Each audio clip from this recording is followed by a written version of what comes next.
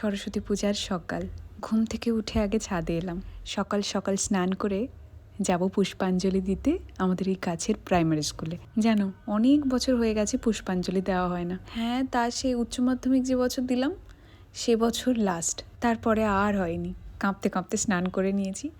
না, গরম জলেই করেছি, কারণ আমার তো আবার ঠান্ডার ধাত, একটুতেই ঠান্ডা লেগে যায়। ওর পাঞ্জাবিটা কালকে রাত্রে ফিটিংস করিয়ে এনেছিল, কিন্তু বোতাম দেখছি কয়েকটা খোলা, ওগুলো পরিয়ে দিলাম। যে গলার হারটা ভেবে রেখেছিলাম পরবো বলে, এই একটু যেন বেশি বেশি লাগছে, তো ও বললো যে একদম হালকা পাতলার উপরে কিছু পরো। তো ওই সোনার যে চোকারটা আমার ছিল ওটাই পরে নিয়েছি। আর এদিকে উনি নতুন জুতো বের করেছে, ব্যাপারই আলাদা।